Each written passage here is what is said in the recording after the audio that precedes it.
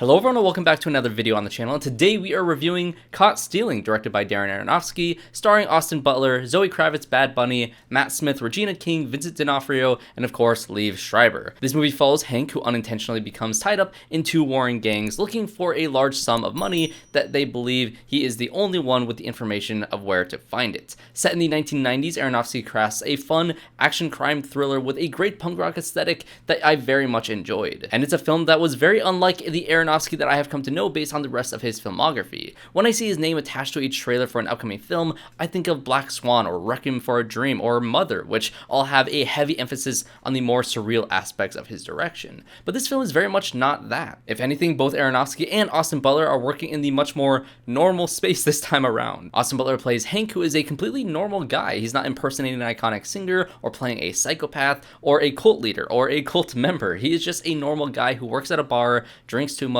and has past traumas that hold him back from being a self-assured person. And it was honestly so nice to see him play a character like this. He was instantly engaging and so easy to root for. And the world that he inhabits felt so lived in, and the dynamics that he has with all the people that he's surrounded with felt extremely honest. Zoë Kravitz plays YVONNE, his girlfriend and the woman who keeps pushing him to truly find himself and what he wants to do with his life. And they're at the point in their relationship where it either has to become serious or has to end. Their dynamic was set up very efficiently in the first act, and is one of the main reasons that I became invested in this story. I do think that this film, like many others with Zoë Kravitz, ends up not utilizing her talents enough. I do wish her involvement in this film was a bit more substantial, but for the role that she plays inside of this film, I think she does a solid job. But it's not just Hank's romantic relationship that made his character and world feel lived in. His dynamic with his mother was very sweet and relatable. His interactions with his neighbor, Dwayne, or the unhoused man outside of his building, was so funny and sold me on his history in New York City, which also feels like a character in and of itself. And even the two scenes we see of Hank at his job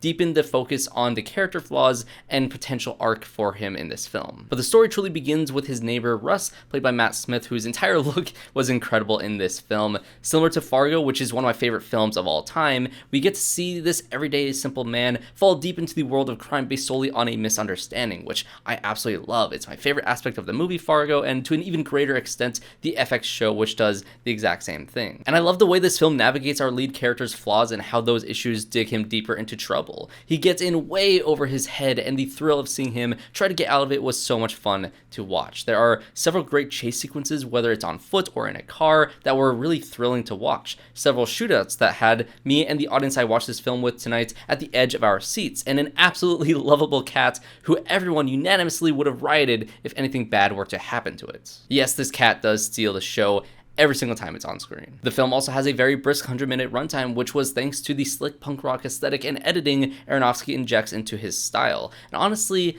there really wasn't much here that I just straight up didn't like at all. Honestly, I don't think there's really anything in this film that I hated about it. But on the other hand, there wasn't anything truly outstanding here. But I guess besides maybe Austin Butler and his character arc, but even his arc at times felt a little bit too simple and predictable. Doesn't make it unsatisfactory by the ending for me, but it still didn't leave me thinking that Hank was one of the best characters in film this year. And in terms of the rest of the supporting cast on the crime side of things, we have Regina King, who plays the detective trying to get to the bottom of whatever Hank has found himself involved in. Bad Bunny, along with two Russian mobsters, are on one end of the criminal underground, and Liev Schreiber and Vincent D'Onofrio as two Jewish gangsters who rival the rest. All of these actors are clearly having a blast with their characters. Regina King continues a streak of movies like this with a cop character that has fun banter with her partner along with the other characters she becomes involved with. See the cops in both Novocaine and Heart Eyes in particular, which also came out earlier this year. All these cops in these movies just all act the same, I guess. I do wish Bad Bunny had a little bit more to do in this, but between this and Happy Gilmore 2, honestly, he's been killing it in recent movies. And I straight up did not recognize Liev Schreiber and Vincent D'Onofrio for an embarrassing amount of time, which I guess that's on me. They were also solid in this movie, but none of these antagonists really had any arcs or standout moments. They played their part as written and didn't stand out much more beyond what was on the page, unfortunately. Matt Smith's character was a lot more animated and ridiculous, so at least he stood out as a character whose outlandish nature added to the film's humor, which I think the overall tone of this movie was a little bit over top and became distracting at times, but overall I do think that this was a very funny movie, and I do think that without its sharp humor and without it being as silly as it was at times, I don't think I would have nearly enjoyed this movie as much as I ended up. Sweep me the fucking edge, swat! What the fuck did you get me into? So overall, I enjoyed watching both Darren Aronofsky and Austin Butler taking it easy for a change, making a film that was unapologetic in its simplicity and style. It's a simple and quick watch, and one that I think that most people will find very satisfying by the end. Lots of fun bookends, and the story ties together very nicely in the end.